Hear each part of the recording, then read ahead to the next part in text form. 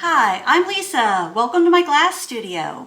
You know, holidays are coming up and it's always a great time to have some festive flowers in your home or candles lit, something that gives it that nice warm glow and seasonal feel that makes you feel warm and cozy inside, especially when you're entertaining, have family, friends over and you're just having a good time. Or maybe you're just cozying up with a book and you're all cuddled up there on the sofa with your fuzzy blanket and you just want the nice peaceful calming glow of a candle or a nice arrangement of flowers. This vase is one of my favorite pieces because it's super easy.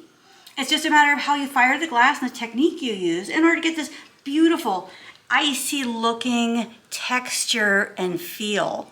So this is called the ice vase. And it's made by, we get this texture by using specific firings and specific materials. And then of course I add a little dichroic because you know I love that. Anyway, I'm looking forward to showing you how to make this vase.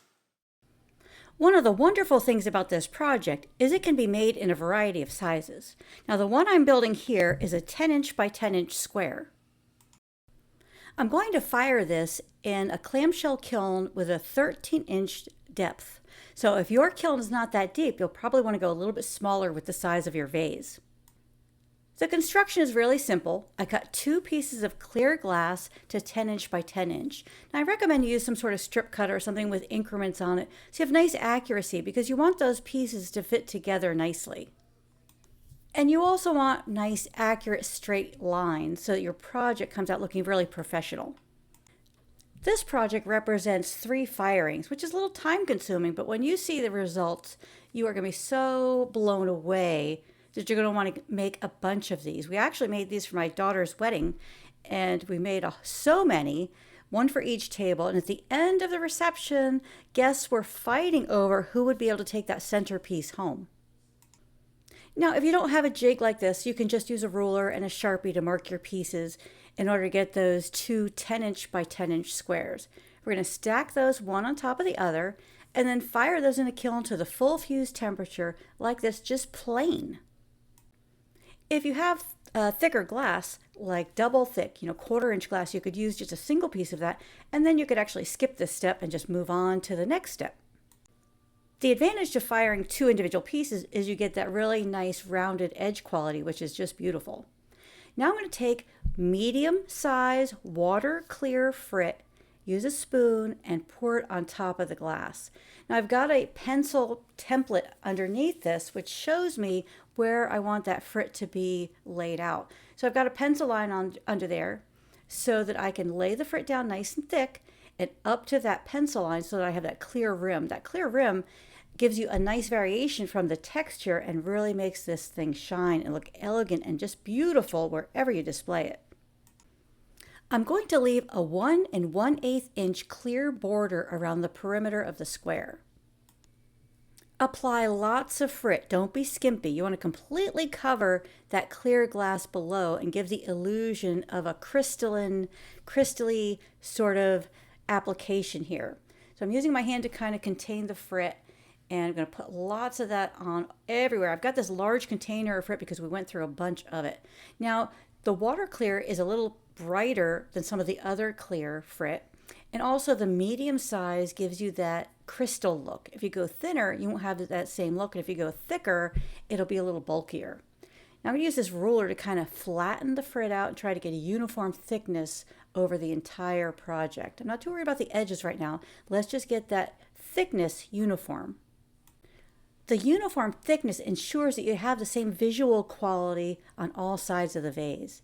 Now I'm going to use this metal ruler to bring that Frit back in and line it up with that pencil line that's on the paper beneath the glass.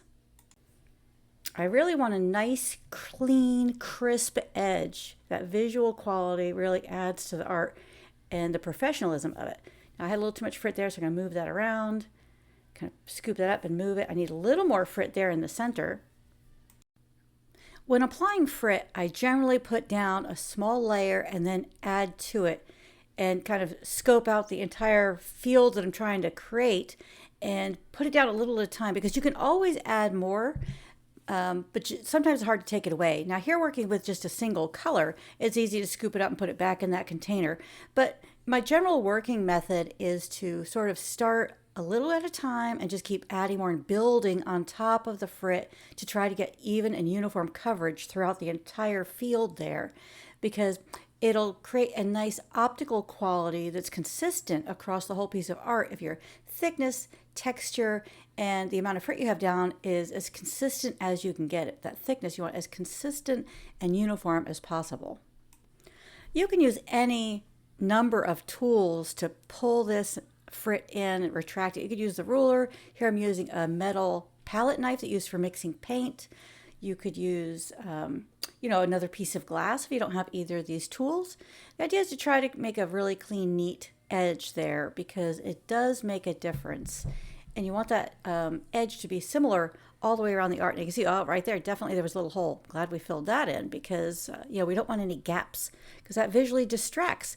When you distract from the artwork, then you take away that mystery, that allure, that, kind of elegance that we're trying to create by having something that is nice and evenly distributed.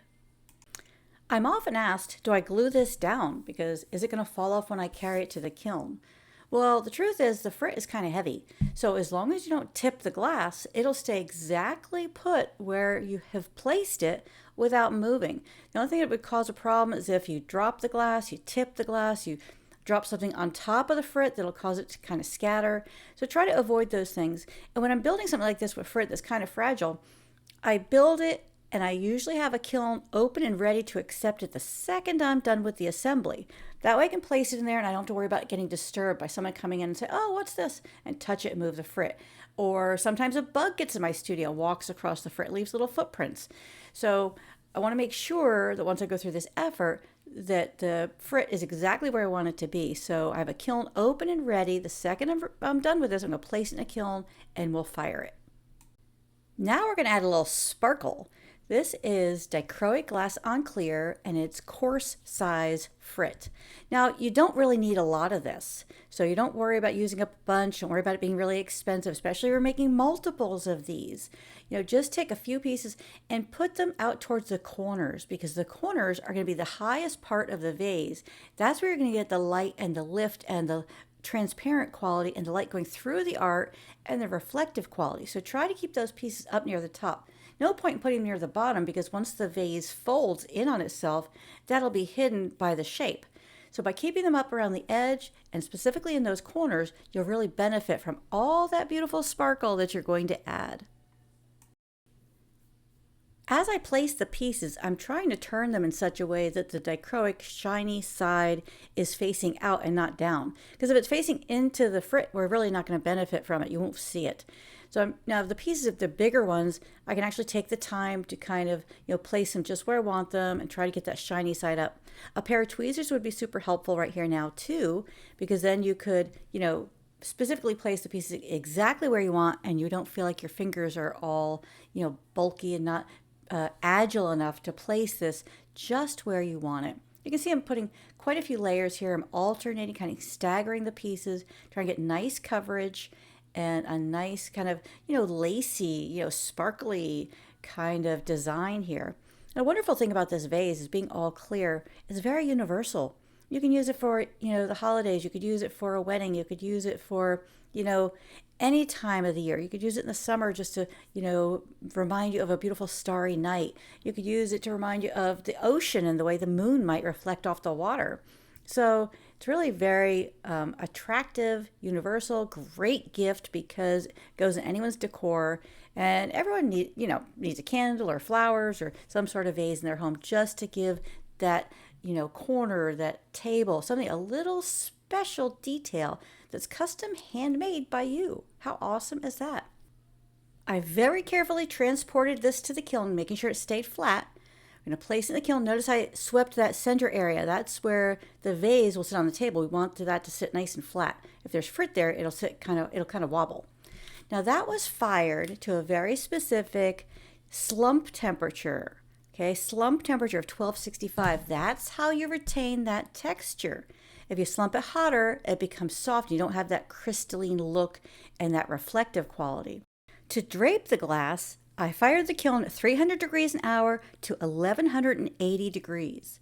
That will give you a nice closed vase, but you'll retain those little enveloping pieces that give it such a graceful shape and those beautiful interior, exterior curves and those nice straight handkerchief type of points on there that just make this so breathtaking. Notice how the bottom is nice and clear, so that should rest nicely and evenly on the table. Also notice how the dichroic pieces are a little bit larger and they really shine beautifully. So not only is this a great vase for just any old flowers on the everyday basis, but we made about 50 of these vases and used them as centerpieces at my daughter's wedding, and they were just beautiful. Guests were fighting over who was going to get to take the centerpiece home because they're so beautiful, and just so they added such a crystally shiny, clean look to the table. And then we had these beautiful purple orchids and purple and blue and white flowers, and they were just really spectacular. If you decide to use this as a vase, a little trick would be to take a plastic water bottle and cut about a third of the top of it off, and you put it in here, and then it holds the water for you, and it also keeps those the stems of the flowers kind of intact and tight so that they come out of the vase nicely and they're not falling into these little openings. There's also these cool little they're plastic baskets you can buy now that you tuck inside your vase, and it looks like a little honeycomb, and you tuck your stems in there. That would also be a great solution to having those flowers kind of standing up tall and looking really pretty. Now another option would be those little battery operated twinkly lights. They look spectacular in here as well. Anyway, hope you enjoyed learning how to make this piece, and I hope you make one for yourself. You can make it in different sizes. You can make it bigger, you can make it smaller, whatever suits you and your kiln and your preferences and the purpose that you intend to use it for. Makes a great gift. I mean, who doesn't love a personalized glass gift? Everybody. Anyway, thanks for joining me. Follow, like, subscribe, and comment on our YouTube videos. We love it when you do that. And then if you follow, you'll be notified the second a new video comes out so you can stay up to date with all of our latest fun projects that we're sharing with you. Also, become a premium video member. We would love to have you. We have bunches of courses, new ones coming out all the time, exclusive content for members. It's a step-by-step video instruction. Comes along with a printable pattern ebook. The pattern ebook has color images, patterns, material lists, everything you need to complete that project. So become a member today. And until next time, happy fusing.